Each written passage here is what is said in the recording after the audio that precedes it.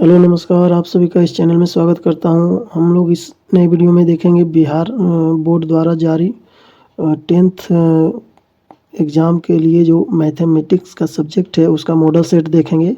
और इसमें हम लोग कंप्लीट एमसीक्यू का एनालिसिस देखेंगे, प्लस लघुत्तरीय एवं दीर्घोत्तरीय पे भी थोड़ा सा हम लोग प्रकाश डालेंगे।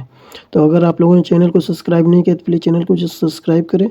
और इसके पहले जो भी वीडियो अपलोड किए हैं, जैसे कि साइंस का पेपर अपलोड कर दिया गया है, सोशल साइंस का, संस्कृत का, तो आप जाकर उसको ज़रूर देखें और उसमें आप अपना जो है स्कोर कार्ड ज़रूर मेंशन करें कि आपका कितना बन रहा है। तो चलिए बिना समय गवाए हुए देख लेते हैं। और इसमें आपकी तैयारी का पूरा टेस्ट हो जाता है कि आपका किस लेवल की तैयारी है। अगर तैयारी में कहीं चूक हो रही है तो अभी भी समय है, तो इसको आप सुधार सकते हैं, क्योंकि एग्ज़ाम जो है 17 फरवरी से स्टार्ट है। तो इसमें जो है मैथ्स का लिए हैं ये 4th नंबर का। इसके बाद हम लोग लास्ट आ जाएगा हिंदी, उसके बाद फिर हम लोग इंग्लिश का भी पेपर लेकर आएंगे। तो अभी मात्र अब 2 बज जाएंगे। चैनल को ज़रूर सब्सक्राइब कीजिए। कुछ क्वेश्चंस हैं, कुछ क्वेरीज हैं, तो आप कमेंट बॉक्स में ज़रूर लिखने का प्रयास करें। किसी टॉपिक पे आपको डाउट होता हो, समझ में नहीं आता हो, तो उस पर भी आप लिख सकते हैं। तो ये मैथमेटिक्स का सेक्शन है। और आपको जैसा कि मालूम होगा कि मैथ्स में आप आउट ऑफ 100 में 100 भी कर सकते हैं, ऐसा ही सब्जेक्ट है। सेकेंड स्कोरिंग सब्जेक्ट संस्कृत हो जाता है। थर्ड पे आप साइंस को रख सकते हैं, 4th में हिंदी रख सकते हैं और 5th में सोशल साइंस। तो इस तरह से आप स्कोरिंग सब्जेक्ट का कैटेगराइज किया गया है। तो चलिए, मैथ्स का जो है विषय कोड है 110 और टोटल जो कुल प्रश्न होंगे टोटल 138 होंगे, जिसमें 100 ऑब्जेक्टिव होंगे जिसमें आपको 50 बनाने हैं, 30 लघुत्तरीय होंगे जिसमें आपको 15 करने हैं और 8 दीर्घोत्तरीय जिसमें आपको 4 करने हैं। और समय आपको दिया जाएगा 3 घंटा 15 मिनट। हालांकि हम लोग इंस्ट्रक्शन पढ़ते आ रहे हैं, लेकिन फिर भी एक शॉर्ट व्यू देख लेते हैं। आपको OMR शीट पे प्रश्न पुस्तिका क्रमांक जरूर लिखना है। उसके बाद परीक्षार्थी यथासंभव अपने शब्दों में उत्तर देना है। और दाहिने ओर आपको अंक दिया रहेगा कि कितने मार्क्स का क्वेश्चन है। प्रश्नों को ध्यानपूर्वक पढ़ने के लिए अतिरिक्त 15 मिनट का समय दिया जाएगा। यह प्रश्न पुस्तिका 2 खंडों में विभाजित है, खंड अ एवं खंड ब, अर्थात सेक्शन ए और सेक्शन बी। सेक्शन ए में आपको 100 क्वेश्चंस MCQ के रूप में रहेंगे, जिसमें आपको 50 का उत्तर देना है। और आपका खंड ब में जो है लघुत्तरीय 30 क्वेश्चंस रहेंगे, जिसमें आपको 15 का उत्तर देना है। और दीर्घोत्तरीय 8 क्वेश्चन हैं, जिसमें आपको 4 का जवाब देना है। मार्क्स भी निर्धारित है, 2 अंक लघुत्तरीय में है पर प्रश्न और 5 अंक दीर्घोत्तरीय में है पर प्रश्न। किसी प्रकार के इलेक्ट्रॉनिक उपकरण का प्रयोग पूर्णतः वर्जित है। तो चलिए देख लेते हैं। सेक्शन ए में आपके सामने पहला क्वेश्चन आ गया, निम्नलिखित में से कौन परिमेय संख्या है। अगर किसी भी क्वेश्चंस का सोल्यूशन अगर आप लोगों को समझ में नहीं आएगा तो आप कमेंट बॉक्स में ज़रूर लिखिए, मैं उसका प्रॉपर आंसर के साथ रिप्लाई करूँगा। तो इसमें कौन परिमेय संख्या है, तो परिमेय संख्या जो कि रूट में नहीं हो तो 1/√4, जो कि इसका जो है 1/2 हो जाएगा। तो ये क्या है, परिमेय संख्या। बाकी आप रूट वाले को अपरिमेय संख्या कह सकते हैं। नेक्स्ट देखते हैं, यदि m एक पूर्णांक है तो विषम पूर्णांक का रूप क्या होगा। तो इसमें अगर सम पूछता तो सम के लिए 2 से मल्टीपल होना चाहिए, लेकिन विषम पूछ रहा है तो 2m + 1 कर सकते हैं या फिर 2m - 1। तो देख लेते हैं, ऑप्शन में है 2m + 1, तो ये विषम आपको देगा। और 2m क्या देगा, सम संख्या देगा। तो सही जवाब इसका क्या हो जाएगा, डी। विषम संख्या पूर्णांक पूछ रहा है तो डी सही जवाब है। निम्नलिखित में से किसका दशमलव प्रसार शांत है। तो हम लोग चेक करेंगे कि या तो 2 और 2 का मल्टीपल होना चाहिए, 2 और 5 का मल्टीपल होना चाहिए, 5 या 5 का। तो इसमें आपका सी सही जवाब है, ये 7 दशमलव है। फिर देखते हैं, बहुत ही अच्छा क्वेश्चन है। 0.87 ऊपर रेकरिंग है, तो अगर हम लोग रेकरिंग हटाते हैं तो 87 लिखते हैं, जिस पे रेकरिंग नहीं है उससे माइनस करते हैं और डिवाइड बाय रेकरिंग वाले के लिए 9 और जिस पे रेकरिंग नहीं है उसके लिए 0। इसको जो हम लोग सॉल्व करेंगे तो 79/90 आएगा। तो सही जवाब हो जाएगा सी। यदि 540 इस रूप में लिखा जाए तो x + y - z क्या होगा। तो 540 का अगर हम लोग ये करते हैं तो यहाँ पे 270 2 1 3 5, उसके बाद फिर आपका 3 से हो जाएगा तो 4 5, उसके बाद 45 आ जाता है तो फिर हम लोगों के यहाँ पे 15 आ जाएगा। फिर 3 से लेते हैं तो 5, उसके बाद फिर 5 लेते हैं तो 1। तो इस तरह से 2 to the power 2, 3 to the power 3, उसके बाद फिर 5 टू द पावर 1। तो यहाँ पे x 2 हो गया, y 3 हो गया और z 1 हो गया। तो इसको 3 2 5 हो गया और में से एक माइनस होगा तो 4। तो सही जवाब हो जाएगा ए। आई होप कि आपको सोल्यूशन समझ में आया होगा। निम्नलिखित में से कौन अपरिमेय संख्या है, अर्थात रूट वाले को हमको देखना है। तो ये तो परिमेय होगा, ये भी परिमेय, इसका जो है वर्गमूल 21 होता है।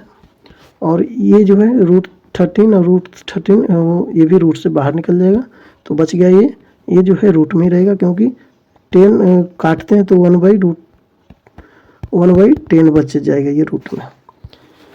यदि m और n दो आभाज्य संख्याएं तो उसका महत्तम क्या होगा, तो 1 होगा। प्राइम संख्या जो कि किसको कहते हैं, तो वो 1 से कटे या वो खुद से कटता है, स्वयं से कटता है, सेल्फ। तो 2 फैक्टर होता है, इसलिए उसका जो है ये महत्तम समावर्त HCF जो है 1 होता है। 2 संख्याओं का गुणनफल इतना है और उसका लघुत्तम इतना है तो HCF निकालना है। तो जैसा कि आप लोगों को पता होगा कि 2 अंक अगर A और B है गुना होगा तो LCM और गुने HCF होता है। तो बस आपको कैलकुलेशन है और कुछ नहीं, इसमें इतना बराबर 182 और गुने यहाँ पे HCF पूछ रहा है। तो यहाँ पे अगर हम लोग काटते हैं तो कितना से कटेगा ये देख लेते हैं। तो 13 से कटेगा, 13 1 और 13 चौको 52। उसके बाद इसमें 1 और 13 5 13 8 तो से 13 दूनी 26। उसके बाद और आप 2 से भी काट सकते हैं तो 7 और ये आपका 9 1 फिर 63 91। तो सही जवाब हो जाएगा 13। तो HCF कितना आ जाएगा 13। अगर आपको किसी भी पार्ट में सॉल्यूशन अगर आपको पता नहीं चल रहा है तो आप ज़रूर कमेंट कीजिएगा, मैं उसका प्रॉपर सॉल्यूशन लेकर के फिर से आपको रिप्लाई किया जाएगा। निम्नलिखित में से किसका दशमलव अशांत है, तो अशांत आपको 2 और 2 का मल्टीपल 2 और 5 का या फिर 5 और 5 के अलावा जो दिख गया वो आपको अशांत हो जाएगा। तो इसमें 2 और 5 का है, 2 और 5 इसमें भी है और 2 और 5 का जो है डिनोमिनेटर साइड में मल्टीपल मिल जाएगा तो बच गया ये डी सही जवाब है। इसमें आपको क्या निकालना है, लघुत्तम समावर्तक। तो लघुत्तम क्या निकालते हैं, जो भी फैक्टर हैं उसके मैक्सिमम। तो ए के फैक्टर में दोनों में से पी और क्यू में फैक्टर कौन से हैं मैक्सिमम, तो a⁴ है और b3 और बी में मैक्सिमम क्या हो जाएगा b3। तो ये आपका LCM हो जाएगा। तो सही जवाब क्या हो जाएगा A4 B3 C सही जवाब हो जाएगा। सही जवाब C। निम्नलिखित में से कौन सा युग्म अभाज्य है, अर्थात जिसका HCF क्या हो जाना चाहिए 1, HCF 1 होना चाहिए। तो आप चेक कर लीजिए, इसका 15 हो जाएगा HCF, इसका 21 होता है, इसका 14 HCF होगा, ये हो जाएगा जिसका कि 1 HCF आएगा। तो सही जवाब हो जाएगा B। नेक्स्ट चलते हैं, इसको P/Q के रूप में लिखना है तो बहुत आसान है। 3 1 2 5 में डिवाइड करते हैं तो 1 0 0 और 0। तो इसी को अगर आप 25 से डिवाइड करते हैं तो कितना आ जाएगा 1, 25 से डिवाइड करते हैं तो 1, उसके बाद फिर 6 और 2 तो 50 और उसके बाद 25 से, और इसी को 25 से डिवाइड करते हैं 25 जगह 100 400 आ रहा है। उसके बाद 25 से ये हो गया 25 जगह 100 अर्थात 16। तो ये हो जाएगा 5/16। सही जवाब हो जाएगा B। कैलकुलेशन आपको अगर वीडियो फास्ट लग रहा है तो आप इसको स्लो करके देख सकते हैं, लेकिन कैलकुलेशन प्रॉपर यहाँ पे दिखाया जाएगा। किसी भी कैलकुलेशन में अगर आपको डाउट जा रहा है तो आप कमेंट बॉक्स में लिख सकते हैं क्वेश्चन वाइज लिख करके कि इस क्वेश्चन में आपको समझ में नहीं आया। कौन सा बहुपद है, तो बहुपद होने का कंडीशन क्या होता है कि कोई भी जो है वेरिएबल रूट में नहीं होना चाहिए या 1/में नहीं होना चाहिए। तो इस आधार पे आप चेक कर लीजिए। तो ये रूट में है, ये 1/, में है, ये भी रूट में है। सही जवाब हो जाएगा सी। बहुपद का घात कितना है? तो बहुत आसान है। इसमें आपको मैक्सिमम घात कितना मिलेगा? तो x², और इसमें x की पावर 3 है। तो इसको जब मल्टीपल में है तो गुना करेंगे तो पावर क्या है, घात जुट जाता है। तो 2 और 3 5, तो x की पावर 5 आपको मैक्सिमम मिलेगा। तो बहुपद का घात कितना होगा? 5। तब भी सही जवाब होगा। बहुपद के शून्य क्या होंगे? तो 2x² - 6 बराबर 0 हो जाएगा। तो यहाँ पे 2x² बराबर 6 हो जाएगा। तो इसलिए x² बराबर आपका ये 2 से 3 द्वितीय 6 हो जाएगा। तो यहाँ पे आपको 3 आ जाएगा। इसलिए x बराबर जो है +-√3 हो जाएगा।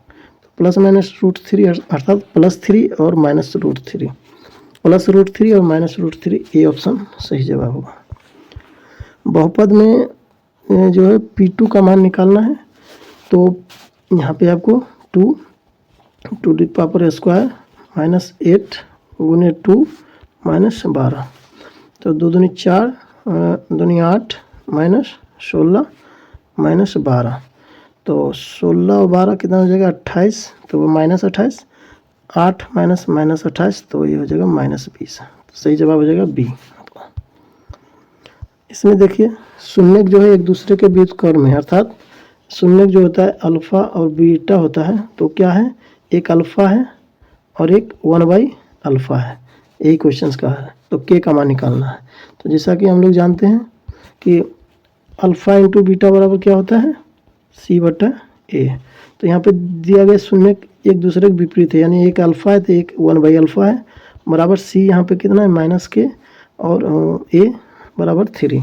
तो ये आपका 1 हो जाएगा। तो 1 बराबर -K/3।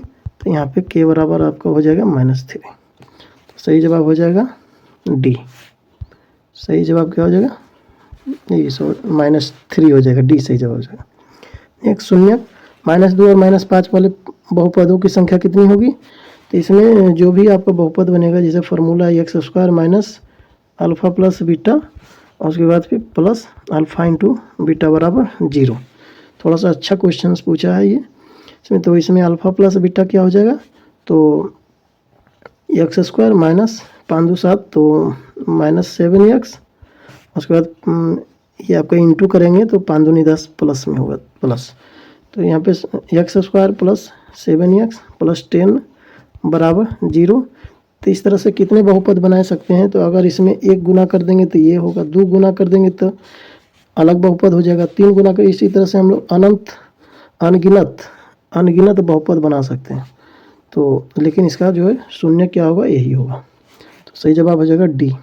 बहुत अच्छा क्वेश्चन है। अगर आपको समझ में आए तो प्लीज़ कमेंट में ज़रूर लिखें।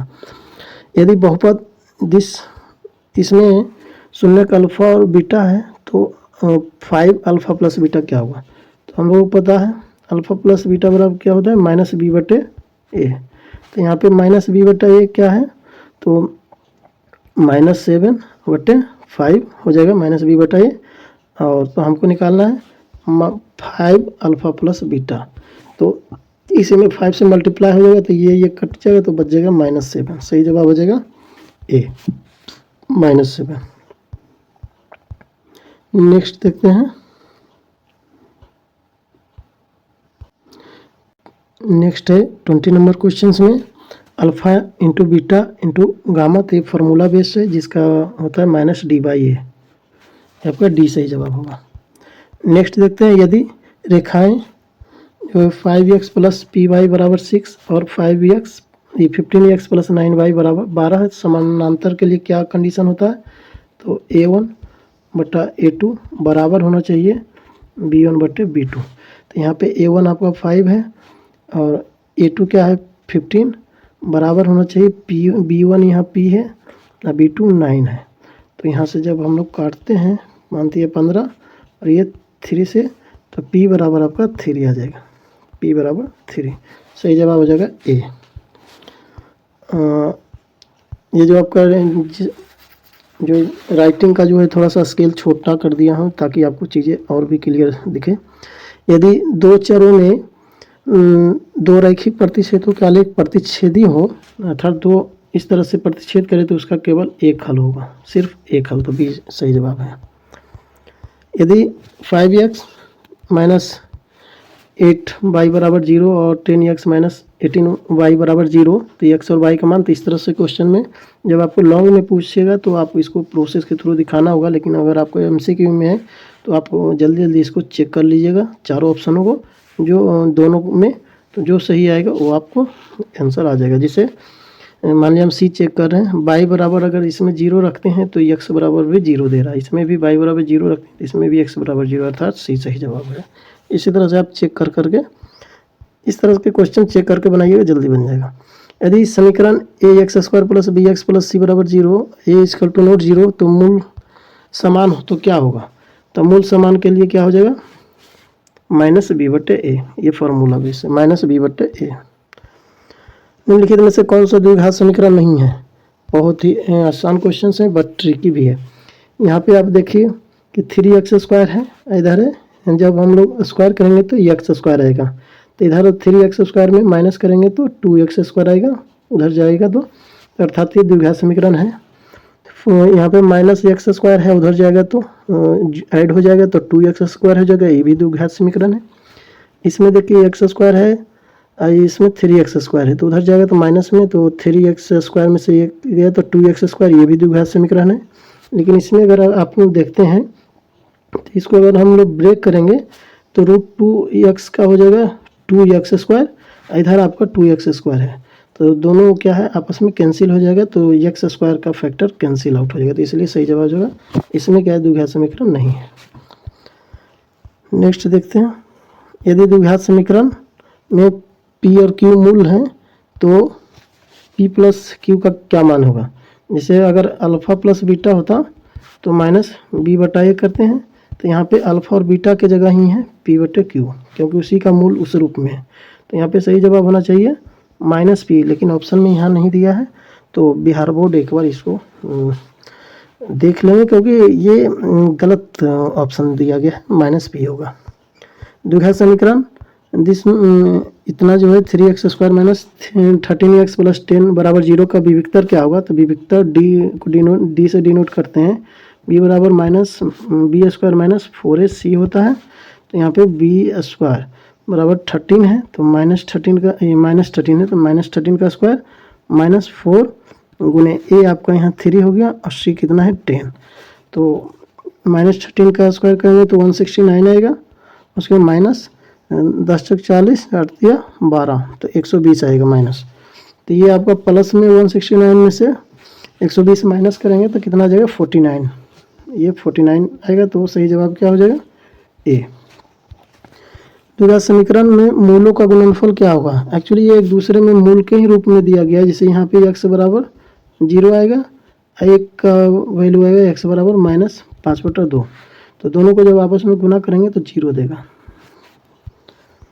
ये देखिए कौन सा समांतर श्रेणी में है, तो समांतर श्रेणी में क्या मतलब है कि सार्व अंतराल जो है बराबर होना चाहिए सब जगह, तो ये d आप निकाल सकते हैं, या फिर एक समान अंकों के साथ प्रोग्रेसिव नेचर में हो तो उसको समांतर श्रेणियाँ कहते हैं, जैसे 2, 4, 6 या 1, 2, 3, 4, इस तरह से इसको समांतर श्रेणियाँ कहते हैं, क्योंकि वहाँ पे d बराबर है। तो अगर इसको आप निकालने जाएंगे, d कैसे निकलता है? d बराबर a2 माइनस a1, तो यहाँ पे अगर डिफरेंस निकालने जाएंगे तो ये बराबर नहीं होगा, इसमें अगर डिफरेंस निकालने जाते हैं यहाँ पे 2 होगा, यहाँ पे 4 हो रहा है, यहाँ पे 8 हो रहा है, तो ये भी बराबर नहीं है d, यहाँ पे भी d बराबर नहीं होगा, तो सही जवाब कौन सा होगा? ये आपका √7, फिर इसमें 1√7 है, ये √28 को जब बाहर निकालेंगे तो 2√7 होगा, ये 3√7 है, ये 4√7 है, तो इस तरह से आपका क्या है, ये आपका, तो बी सही जवाब होगा। इसमें समांतर श्रेणियाँ के रूप में कौन फॉलो कर रहा है? बी। नेक्स्ट, समांतर श्रेणी 12, 10, 8 का कौन सा पद है? तो इसमें हम लोग फॉर्मूला है Tn बराबर a प्लस n - 1d। हालांकि जब हम लोग छोटा कर दें तो सही से चल नहीं रहा है, लगता है थोड़ा सा हम लोगों को बड़ा ही करके आप यहाँ दिखाना पड़ेगा, क्योंकि जब हम स्केल छोटा किए तो थोड़ा सा स्लो हो गया। Tn बराबर a प्लस n - 1d, तो यहाँ पे a यहाँ पे कह रहा है कौन सा पद 0 होगा, तो यहाँ पे मुझे नहीं पता कितना है, तो यहाँ पे Tn की जगह 0 रख दिए। ये हो गया 12 और ये n हमको निकालना है। यहाँ पे d कितना हो जाएगा, ये देखिए 12 से 10 हो गया, 10 से 8 हो गया, तो यहाँ -2 हो जाएगा d। तो ये इधर जाएगा 12, तो ये -12 हो जाएगा और ये आपका n -1 -2, तो ये माइनस माइनस कैंसिल आउट और ये आपका 6 हो जाएगा। तो n -1 बराबर 6 आ रहा है, तो n बराबर क्या हो जाएगा 6 + 1 अर्थात 7। तो ये 7वां पद होगा, तो ये सही जवाब होगा। 7वां पद आपका 0 हो जाएगा।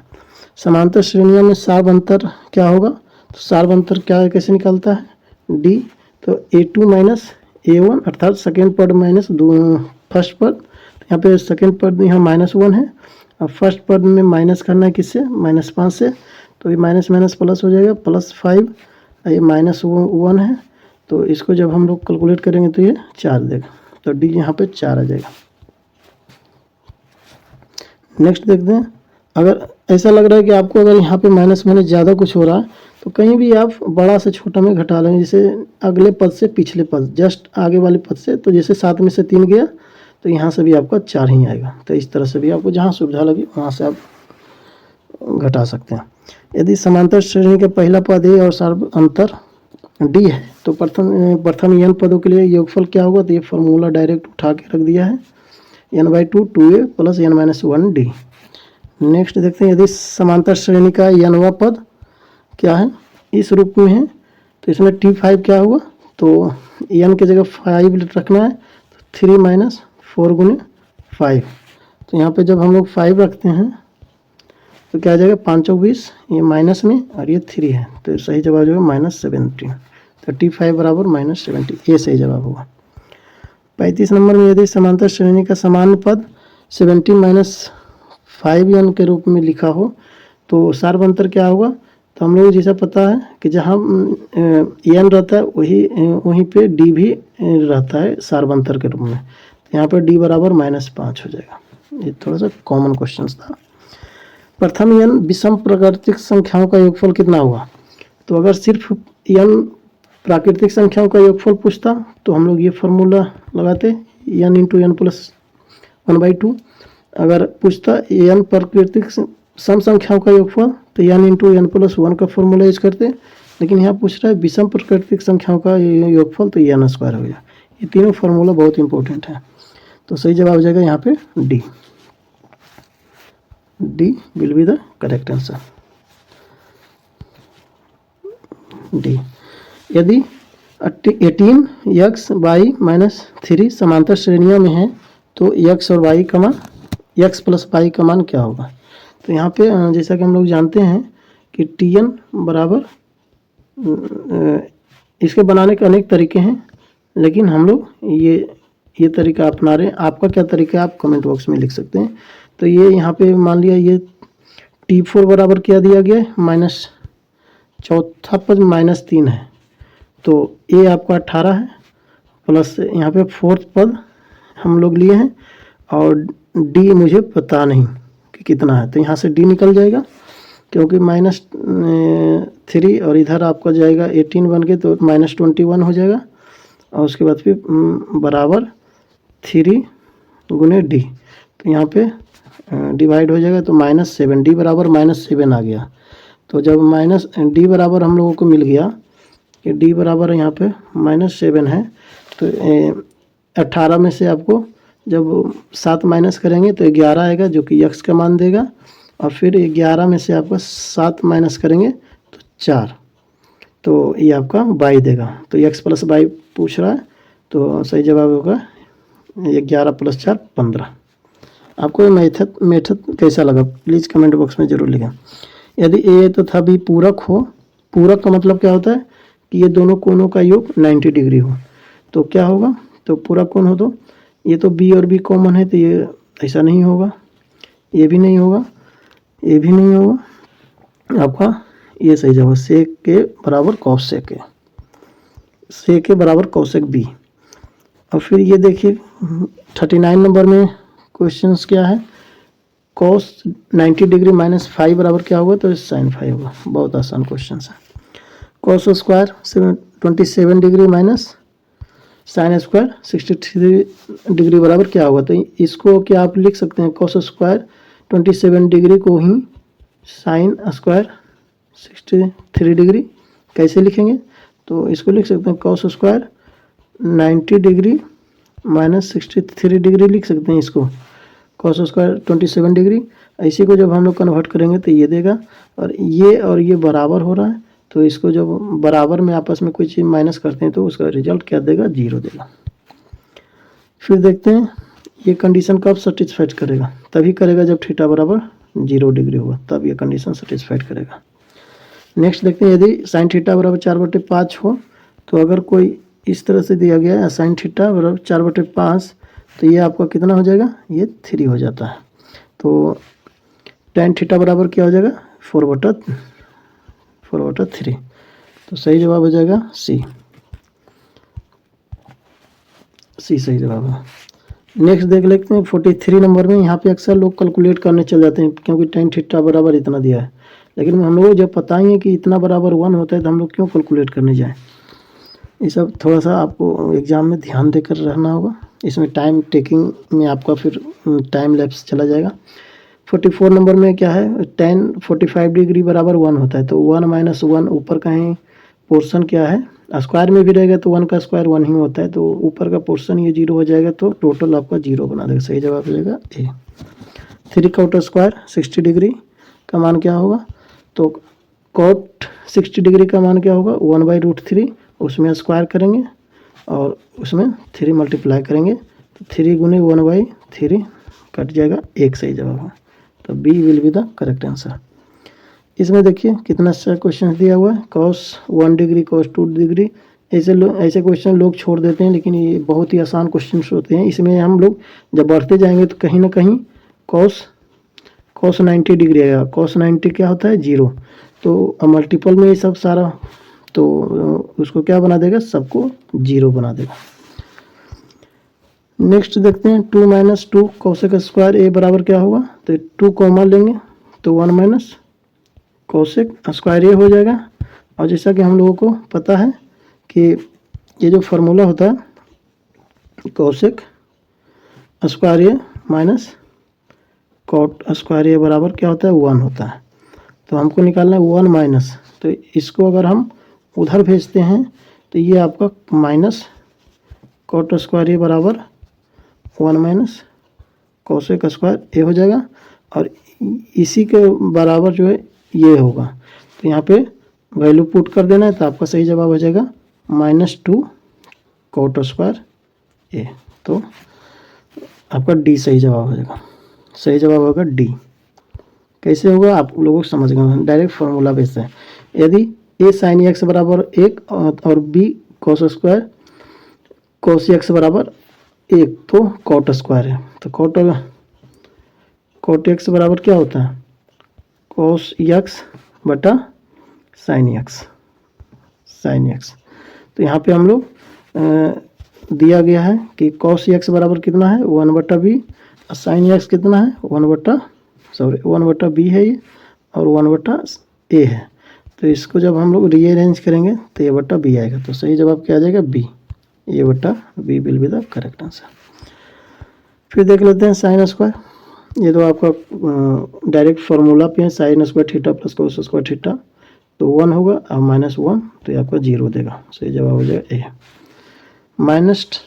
-tan स्क्वायर ए प्लस 1/1 माइनस साइन स्क्वायर ए बराबर क्या होगा, तो इसको हम लोग लिख सकते हैं कॉस स्क्वायर ए, फिर ऊपर इसको रिवर्स करेंगे तो हम लोग क्या देगा, सेक स्क्वायर ए, और फिर इसको जब हम लोग टोटल रीअरेंज करते हैं तो आपका सेक स्क्वायर ए माइनस tan स्क्वायर ए, ये कितना देगा, तो ये आपको 1 देगा। फार्मूला ही है, तो सही जवाब हो जाएगा क्या, बी। ये देखिए इसमें cos 75 degree divide by sine 15, ये आपका क्या होगा, बराबर वैल्यू देगा तो 1 हो जाएगा, और ये भी साइन 15 डिग्री और cos 75 डिग्री ये भी बराबर वैल्यू देगा, तो ये भी कट जाएगा, और 1 का स्क्वायर और 1 का स्क्वायर तो 1 देगा, 1 माइनस 1 इक्वल टू 0, तो सही जवाब हो जाएगा यहाँ पे सी, 0 देगा। यहाँ पे देखिए 52 नंबर में cos 60 degree divide by sin 60 बराबर cot 60 डिग्री होता है, cot 60 डिग्री, और उसमें मल्टीपल है tan 60 डिग्री, तो ये आपस में अपोजिट हैं, तो उसका वैल्यू क्या है 1 देगा, तो बी सही जवाब होगा। यदि 53 नंबर का देखते हैं, यदि cosec 5 माइनस cot 5 बराबर y है तो cot 5 क्या होगा। तो हम लोगों को पता है कि एक फार्मूला है, यहाँ पे एक फार्मूला यूज करके ही हम लोग इजीली बना सकते हैं कि cosec square 5 minus cot square 5 बराबर क्या होता है 1 होता है। तो यहाँ से हम लोग अगर इसको ए स्क्वायर माइनस बी स्क्वायर के फार्मूला में अलग करते हैं, ए प्लस बी और ए माइनस बी, तो लिखेंगे cosec 5 प्लस cot 5 और उसके बाद फिर cosec 5 माइनस cot 5 बराबर क्या हो जाएगा 1। ये फार्मूला है, यहाँ पे दिया गया है इतना बराबर y, तो इसका जो है cosec 5 प्लस cot 5 बराबर आपका निकल के आ जाएगा 1/y, इतना बराबर क्या हो जाएगा 1/y। तो जब हम लोग आपस में इक्वेशंस को क्या करेंगे घटा देंगे, इक्वेशन 1 ये हो गया, इक्वेशन 2 घटा देंगे, 1/y है, तो घटाने पे हम लोगों को क्या मिलेगा देख लेते हैं। अगर आपको क्वेश्चन डायरेक्ट याद हो ये और ये अगर यहाँ पे प्लस हो जाएगा तो ये 1/y होगा, इसी को हम लोग घटा देते हैं, ये माइनस हो जाएगा, ये प्लस हो जाएगा, ये माइनस हो जाएगा, तो घटा देते हैं तो ये पोर्शन कट जाएगा, बच जाएगा आपका यहाँ पे -2 cot 5 बराबर कितना बच जाएगा y माइनस 1/y। तो यहाँ पे cot 5 पूछ रहा है, तो यहाँ पे y स्क्वायर माइनस 1 और यहाँ पे -2 आपका नीचे चला जाएगा। तो हालांकि माइनस y को आप रीअरेंज करेंगे तो cot 5 बराबर आपका 1 minus y square divide by 2y आएगा, तो सही जवाब हो जाएगा ए। आपको जो है समझ में आया कि नहीं प्लीज़ कमेंट बॉक्स में ज़रूर लिखिए। हालांकि ये बहुत ही इजी क्वेश्चंस हैं लेकिन थोड़ा सा ट्रिकी है। 54 नंबर में cosec 60 डिग्री बराबर होगा sec 60 डिग्री के बराबर, यदि 2 cos 30 डिग्री बराबर 1 है तो थीटा का मान कैसे निकालेंगे। तो यहाँ पे cos 3 थीटा बराबर 1/2 हो गया, 1/2 किसके बराबर होता है cos 60 डिग्री के बराबर, अर्थात यहाँ पे 3 थीटा बराबर 60 डिग्री, तो थीटा बराबर 20 डिग्री, तो यहाँ पे सही जवाब आ जाएगा बी बराबर थीटा का मान कितना होगा 20 डिग्री। नेक्स्ट यदि साइन बी बराबर a/b तो cos b कितना हो जाएगा, तो ये साइन b बराबर होता है p/h और cos b बराबर कितना होगा b/h। तो नीचे का पोर्शन तो ये अच्छी रहेगा और यहाँ पे b कैसे निकालेगा, तो रूट अंडर में b square minus a square, तो आप मिला लीजिए, तो सही जवाब हो जाएगा यहाँ पे root under b square minus a square divide by h, तो यहाँ पे b ही होगा, तो h सेम है तो यहाँ पे b, तो a सही जवाब होगा। 57 नंबर में देख लेते हैं, तो इसको अगर दोनों साइड से स्क्वायर करेंगे तो ये आपका दे देगा tan square a plus cot square a plus 2 into tan a और cot a बराबर क्या हो जाएगा 4, ये और ये कट जाएगा, तो आपका यही पोर्शन पूछ रहा है, तो ये 2 उधर जाएगा, तो 4 में से 2 माइनस गया तो 2, सही जवाब क्या हो जाएगा सी, तो सही जवाब हो जाएगा सी। किस चतुर्थांश में भुज और कोटि दोनों ऋणात्मक होते हैं, तो ये आपका चतुर्थांश है, उसमें इसमें x और y दोनों पॉजिटिव होते हैं, इसमें x नेगेटिव और y पॉजिटिव, इसमें दोनों नेगेटिव होते हैं तृतीय में, और चतुर्थ में आपका x क्या है पॉजिटिव होता है और y नेगेटिव होता है, तो इस तरह से, तो यहाँ पे दोनों नेगेटिव तृतीय में होगा। 59 नंबर में यहाँ पे बीच की दूरी निकालना हो तो कैसे निकालेंगे, -6 -8 का होल स्क्वायर, टोटल में रूट होगा -2 -0 का होल स्क्वायर, तो इसको अगर 8 से 14 का स्क्वायर कितना हो जाएगा 196, यहाँ पे प्लस 2 - 0 तो 2 का स्क्वायर 4, तो रूट जोड़ेंगे तो रूट अंडर 200 हो जाएगा। तो इसमें हम लोग इसको हम 10√2 लिख सकते हैं। तो यहाँ 10√2 यूनिट्स किस में है, तो b option will be the correct answer. Y अक्ष और एक्स अक्ष के प्रतिच्छेदन बिंदु को क्या कहते हैं, अर्थात ये वाई अक्ष है, ये एक्स, तो इस बिंदु को क्या कहते हैं, तो बिंदु, इसको मूल बिंदु कहते हैं। यहाँ पे बिंदु दिया गया, यहाँ पे मूल बिंदु होगा, इंग्लिश में सही लिखा हुआ है ओरिजिन। नेक्स्ट देखते हैं 61 नंबर में बिंदु, दो बिंदु दिया गया, उसको मिलाने वाले रेखाखंड का मध्य बिंदु कैसे निकालते हैं, तो हम लोग एक्स दोनों कोऑर्डिनेट जोड़ देते हैं, 8 4 12 और डिवाइड करते हैं 2, तो ये हो गया 6।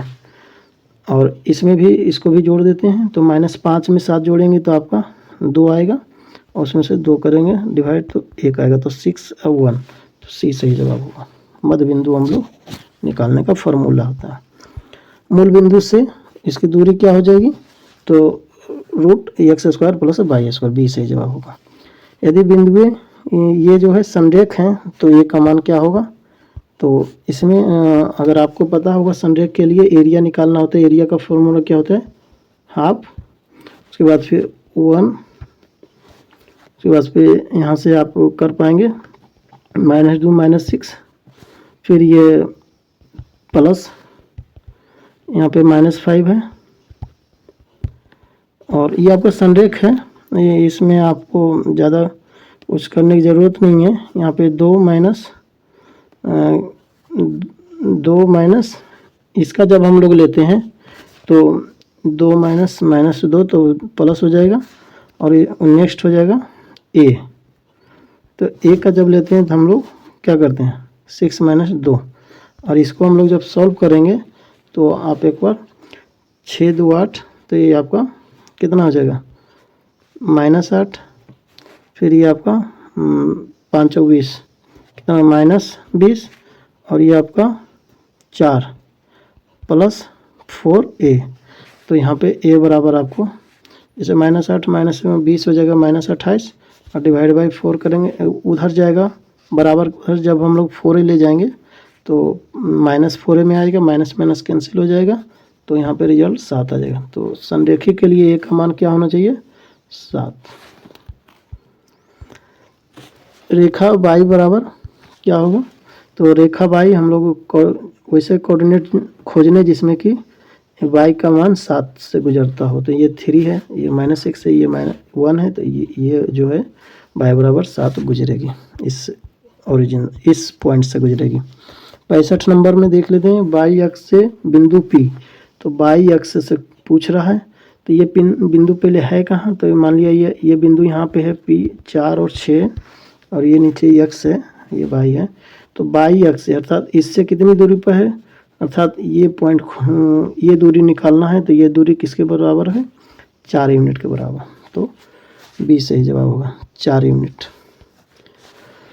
यदि ये भी अच्छा क्वेश्चन है, बहुत ही अच्छा क्वेश्चन, ए और बी दिया गया और इसमें से त्रिज्या रेखाखंड भी डिवाइड किया गया है, जैसे ये आपका ए और बी दिया है, और ये लेमडा और 1 में डिवाइड है, और ए और बी है, इधर सी और डी है, बी के पास।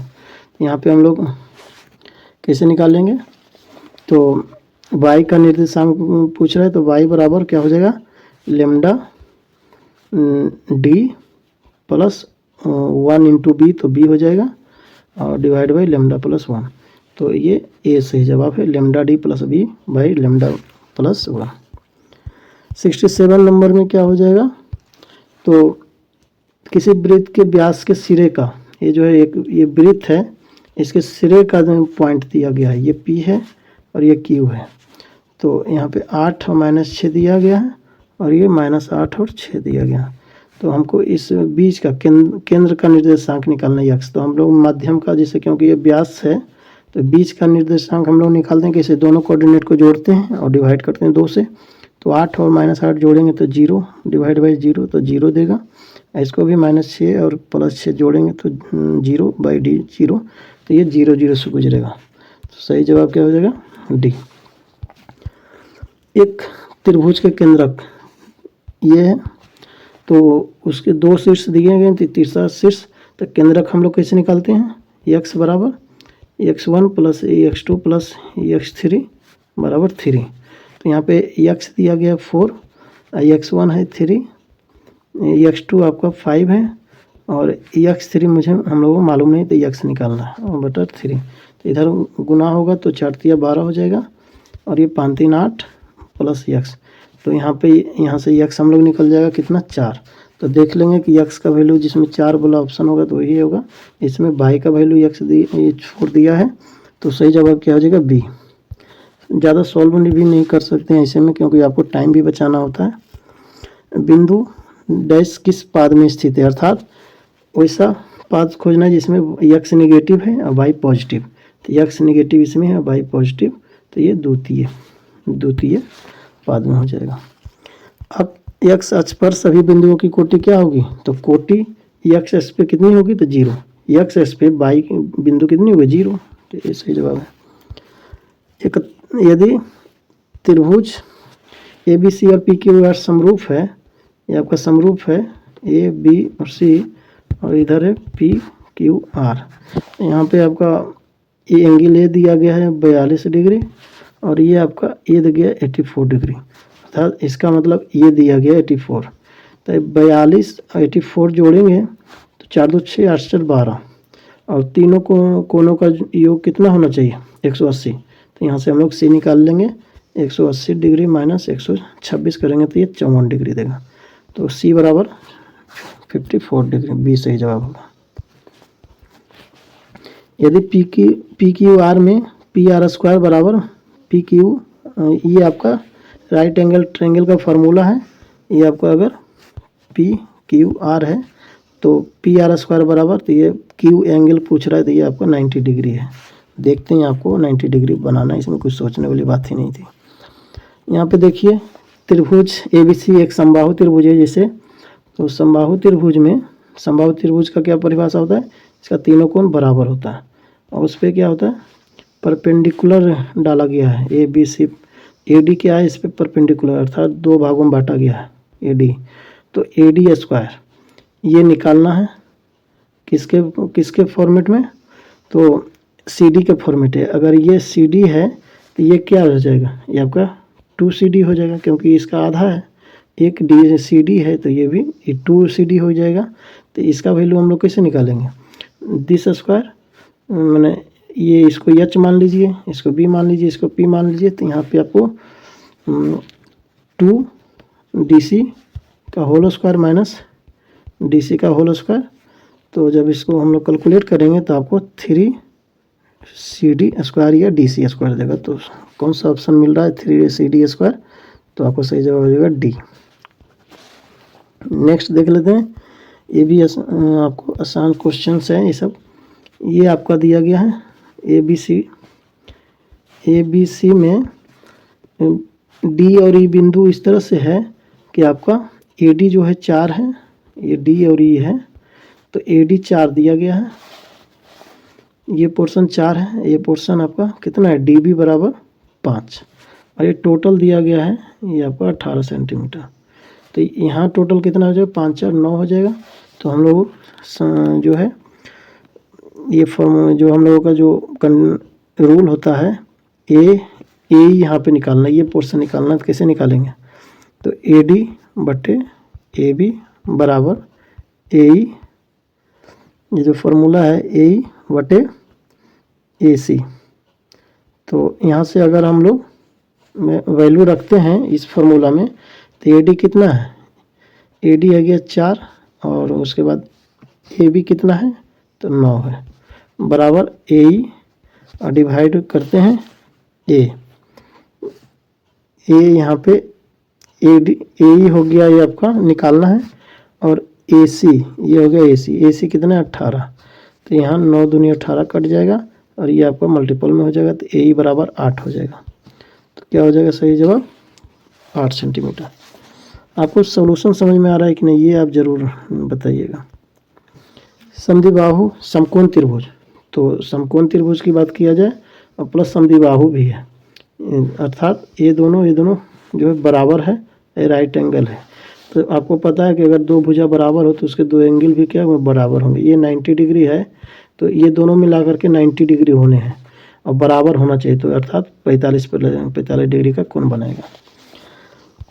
नेक्स्ट, दो समरूप त्रिभुजों की अगर औसत ऊंचाई दिया गया है तो उसका एरिया कैसे निकालते हैं, तो इसको सिर्फ स्क्वायर कर देते हैं, तो 49, इसका अनुपात हो जाएगा 49/100। ये सही जवाब है। नेक्स्ट, 4.5 सेमी त्रिज्या वाले वृत्त पर खींची गई दो समानांतर स्पर्श। तो इस तरह से ये क्वेश्चंस का कहने का मतलब हो कि इस तरह से समानांतर खींचा गया है और ये किसके बीच खींचा गया, त्रिज्या के अक्रॉस। तो ये त्रिज्या कितना है, 4.5 है और ये 4.5 है, तो दोनों के बीच की दूरी क्या होगी, तो 9 सेंटीमीटर। सही जवाब है। किसी बाह्य बिंदु से वृत्त पर, अगर हर एक क्वेश्चंस को अच्छा से आराम से करेंगे तो वीडियो काफ़ी लंबा हो जाएगा, इसलिए मैं थोड़ा सा तेज़ी से बता रहा हूँ, लेकिन जो भी चीज़ें हैं उसको मैं कंप्लीटली बता रहा हूँ। किसी बाह्य बिंदु से वृत्त पर कितनी स्पर्श रेखाएं खींची जा सकती हैं, तो दो, अभी हम लोग बताएं। जैसे एक बिंदु है तो उस पे से दो स्पर्श रेखाएं खींची जा सकती हैं। नेक्स्ट, यदि ओ केंद्र वाले वृत्त, ये भी देखिए बहुत अच्छा क्वेश्चन है। ओ वृत्त, इसका जो है केंद्र है वो है, यहाँ से पी जो है एक बाहर पॉइंट है, वहाँ से स्पर्श रेखाएं खींचा गया है और इसका जो एंगल दिया गया है ए पी बी, ये हो गया ए बी और पी, तो ए पी बी का एंगल दिया गया 50 डिग्री। तो यहाँ पे पूछ रहा है एंगल ए ओ बी, तो हम लोग जैसा पता है पढ़ाए भी हैं, तो ये दोनों का जो है योग 180 डिग्री होना चाहिए। तो ये 50 है तो ये कितना हो जाएगा, 130 डिग्री, तभी जाके योग 180 होगा, तो डी सही जवाब होगा। नेक्स्ट देखते हैं, दी गई आकृति में एंगल ए ओ बी बराबर 30 डिग्री है, तो एंगल जो है ओ बी ए ये एंगल निकालना ये पूछ रहा है। तो जैसा कि ये त्रिज्या दोनों की भुजा क्या बराबर है, तो जब हम लोग क्या जानते हैं दो भुजा बराबर है तो उसके बीच का एंगल भी बराबर होना चाहिए। तो ये 30 डिग्री है, ये थीटा हो जाएगा, ये थीटा हो जाएगा, और तीनों मिलाकर के 180 डिग्री होना चाहिए। तो 180 में से -30 कर देते हैं तो क्या हो जाएगा 150 डिग्री, और ये क्या है दो थीटा बराबर है, तो एक थीटा बराबर क्या होगा 75 डिग्री, तो सही जवाब हो जाएगा सी। नेक्स्ट देखते हैं 81 नंबर में, 8 सेंटीमीटर त्रिज्या वाले वृत्त के केंद्र से 17 सेंटीमीटर दूर स्थित एक बिंदु से वृत्त पर खींची गई स्पर्श रेखाएं की लंबाई क्या होगी। मतलब क्वेश्चन कह रहा है कि त्रिज्या 8 है, 8 सेंटीमीटर है, और एक दूर, जैसे दूर कहीं आपका 17 सेंटीमीटर दूर कहीं से स्पर्श रेखाएं खींची गई है। तो स्पर्श रेखाएं क्या होती है, त्रिज्या के परपेंडिकुलर। तो ये अगर 17 है, ये 8 है, तो ये निकालना है, तो ये आप निकालेंगे तो आपको 15 आएगा। सही जवाब हो जाएगा ए। एक घन के विकर्ण की लंबाई दिया गया है, तो घन के विकर्ण की लंबाई √3 ये होता है, √3 बराबर 5, √3 हो गया, तो √3 कट गया, तो ये बराबर 5 हो गया। तो यहाँ पे संपूर्ण पृष्ठ निकालना है, तो 6a² होता है संपूर्ण पृष्ठ किसका, घन का। तो यहाँ पे 6 गुने 5 गुने 5, 5 25, और मतलब 25 छक्का 150, तो 150 सेंटीमीटर स्क्वायर, बी सही जवाब होगा 150 सेंटीमीटर स्क्वायर। यदि एक बेलन और शंकु के त्रिज्या और ऊंचाई समान हो तो उसके आयतन क्या होंगे। तो बेलन का आयतन क्या होता है πr² h, और शंकु का क्या होता है 1/3 पाई क्या होता है r² h। तो जब ये दोनों सेम है तो ये कैंसिल हो जाएगा, तो ये 3 ऊपर जाएगा, 3/1, ये आपका आयतन का रेशियो आएगा, बी सही जवाब होगा। सुराही का संयोजन क्या बनेगा, तो कोला और बेलन से।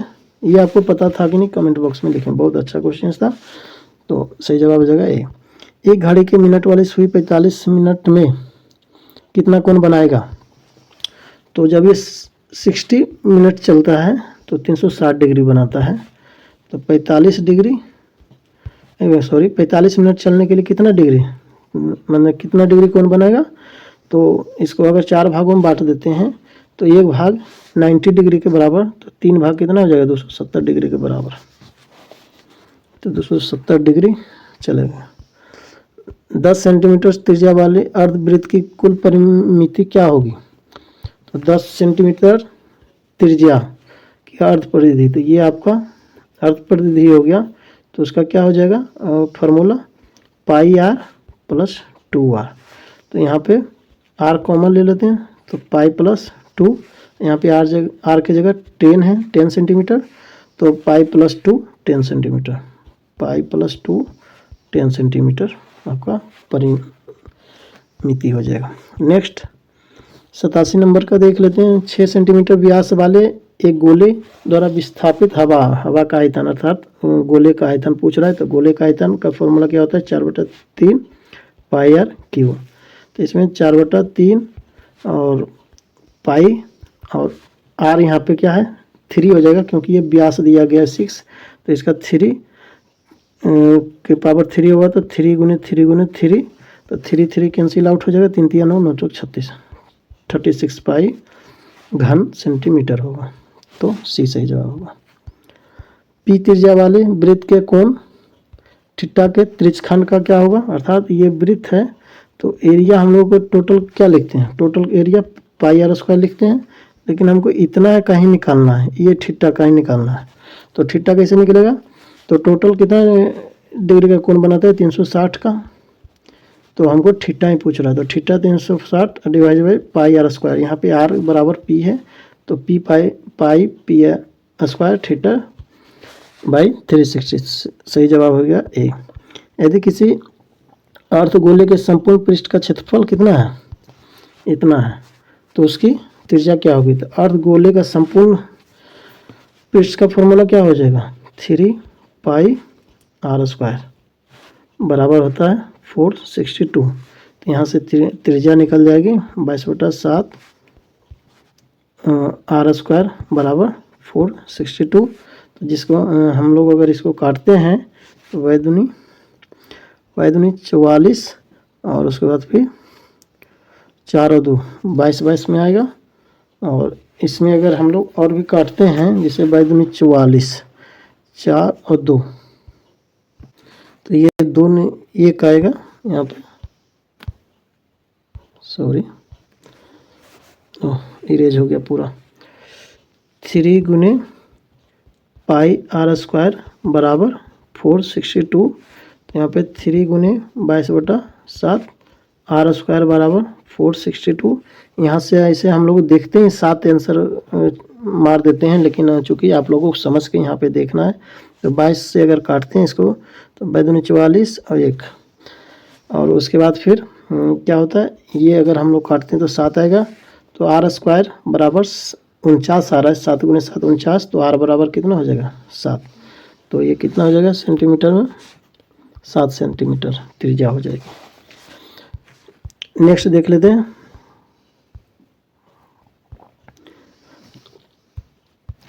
एक समबाहु त्रिभुज का क्षेत्रफल क्या है 81√3 सेंटीमीटर, अर्थात क्या है इसका फॉर्मूला होता है √3/4 ए स्क्वायर बराबर 81√3, यहाँ √3 कैंसिल आउट हो जाएगा, तो यहाँ पे ए इसकी भुजा क्या निकल जाएगी 81 गुने 4 का रूट अंडर, तो यहाँ से 9 आ जाएगा, यहाँ से 2 आ जाएगा, 9 18, तो 18 सेंटीमीटर हो जाएगा, डी से जवाब हो जाएगा।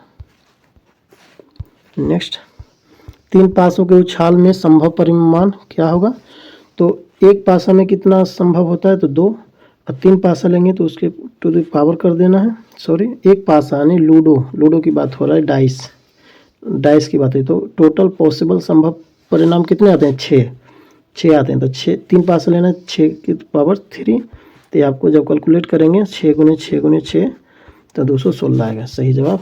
टोटल संभावित परिणाम कितना होगा 216।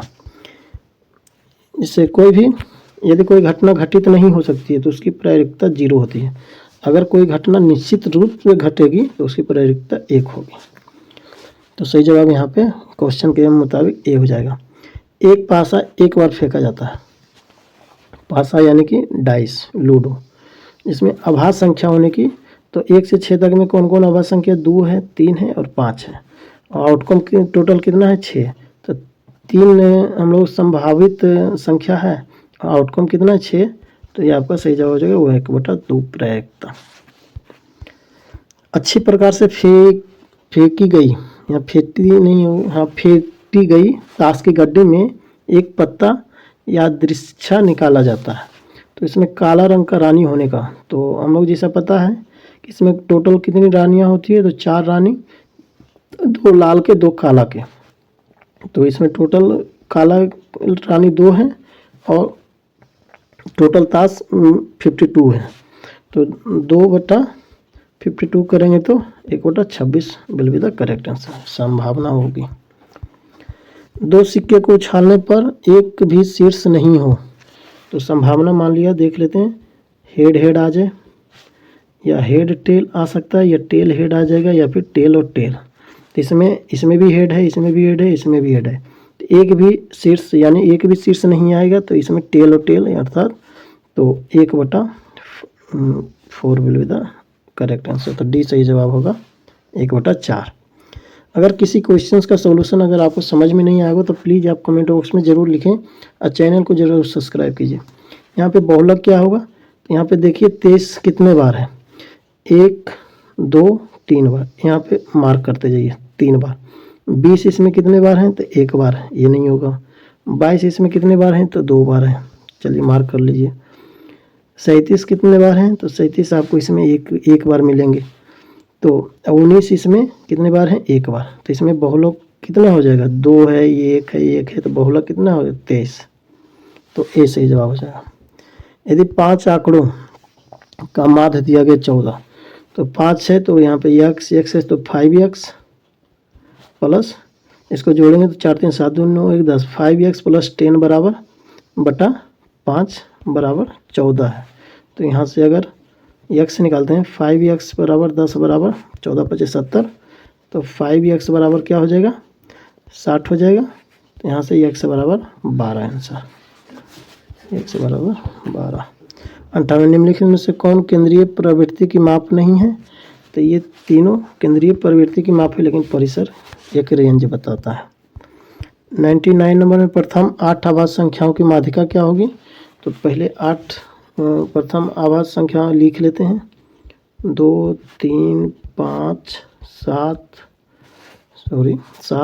11 13 17 और 19, 1 2 3 4 5 6 7 8 लिखा गया। अब इसमें हम लोग इसको छाड़ देते हैं, शुरू के 3 और बाद के 3, जो बीच में होता है उसी को हम जोड़ करके डिवाइड कर देते हैं, तो 7 + 11 डिवाइड बाई 2, तो 11 7 18 बाई 2, तो ये आपको 9, तो सही आंसर होगा 9।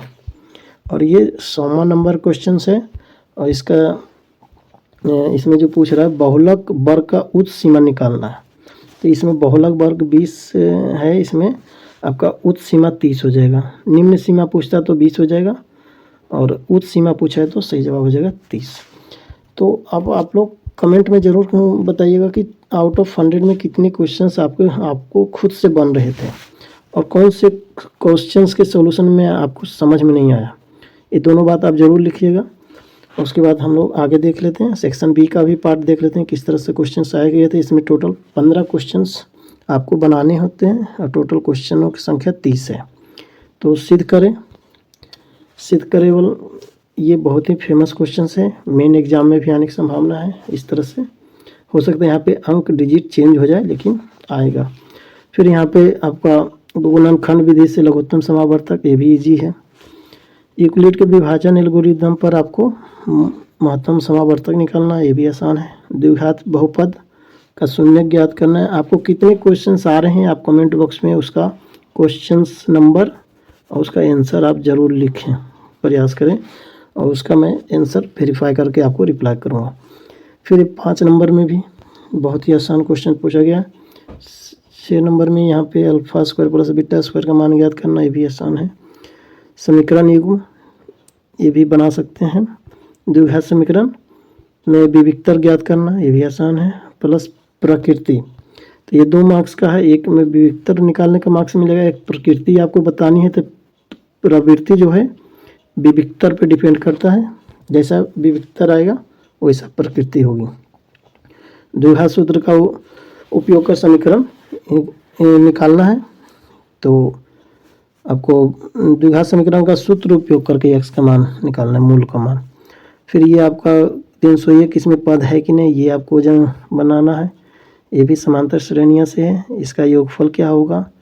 जितने भी क्वेश्चंस आपके बन रहे हैं कमेंट बॉक्स में लिखें कि आपके कितने क्वेश्चंस लघुत्तरीय में भी बन रहे हैं। ये सब त्रिकोणमिति से क्वेश्चंस हैं, इसको आप बना करके जरूर ही एग्जाम में बैठें। ये सब जो है अनुपात में किस में विभाजित है। उसके बाद 20 नंबर क्वेश्चंस दूरी दिया गया है, तो 8 दिया गया, तो x का मान निकालना है। ये भी आसान क्वेश्चंस हैं। इसमें मध्य बिंदु मिलाने वाली बिंदु इतना जो है रेखाखंड के मध्य बिंदु की बिंदु इतना से ज्ञात करें। तो ये भी आपका आसान क्वेश्चन है ये सब। तो ये सब आप बना करके खुद से प्रयास कीजिए, क्योंकि इसमें अगर हम बनाने जाएंगे तो वीडियो लंबा हो जाएगा। और इसमें आपके कितने क्वेश्चंस बन रहे हैं खुद से, तो ये भी बहुत ही आपका ये 30 क्वेश्चन लघुत्तरीय समाप्त हो गया। दीर्घोत्तरीय में 8 क्वेश्चन है, जिसमें आपको 4 प्रश्नों के उत्तर देने हैं। प्रत्येक प्रश्न 5 मार्क्स के हैं। तो एक ग्राफीय विधि से, ये भी यूनिवर्सल ट्रूथ है कि आपको पूछा जाएगा। फिर एक ये भी आसान क्वेश्चन है, एक आयताकार खेत का विकर्ण। फिर सिद्ध करें कि एक समकोण त्रिभुज में कर्ण का वर्ग अन्य भुजाओं के योग के योगफल के बराबर होता है। तो ये भी, तो इनमें से कितने क्वेश्चंस आपके बन रहे हैं प्लीज़ आप कमेंट बॉक्स में ज़रूर लिखें। एटलीस्ट इसको तो आप ज़रूर सिद्ध करें, ये इसको आप ज़रूर सिद्ध करने का प्रयास करें। फिर ये माध्यिका ज्ञात करना है। तो नेक्स्ट ये है 38 नंबर, और इसका भी आप आंसर ज़रूर कमेंट बॉक्स में कमेंट करने का प्रयास करें। तो इस तरह से ये मैथ्स का सेशन समाप्त होता है। जब मैं इसका सब्जेक्टिव डिटेल लेकर आऊँगा तो उस टाइम आप ज़रूर जोड़ने का प्रयास करें। और कमेंट बॉक्स में आप ज़रूर लिखें कि कौन से क्वेश्चंस में आपको परेशानी हुई एमसीक्यू में समझने के लिए, क्योंकि मेरे तरफ से पूरा प्रयास रहा कि मैं सही से आपको बताने का प्रयास किया हूँ। चलिए, वीडियो को अंत तक देखने के लिए बहुत बहुत धन्यवाद। नेक्स्ट में मैं हिंदी का पेपर लेकर आऊँगा, उसके बाद फिर इंग्लिश का, उसके बाद ये समाप्त हो जाएगा। फिर उसके आगे हम लोग जो लेकर के आएंगे, करेंट अफेयर्स का सेशन रहेगा, साइंस का रहेगा कंप्लीट। सब्जेक्टिव तो खैर क्वेश्चंस हर एक पेपर का सब्जेक्टिव का भी वीडियो आएगा। तो चैनल को आप ज़रूर सब्सक्राइब कीजिए। कुछ क्वेश्चंस हैं, क्वारीज हैं, कुछ सजेशन है, तो आप कमेंट बॉक्स में ज़रूर लिखें। इस वीडियो में इतना ही। आप अपना खूब ख्याल रखें, चैनल को ज़रूर सब्सक्राइब कीजिए। जय हिंद, जय भारत।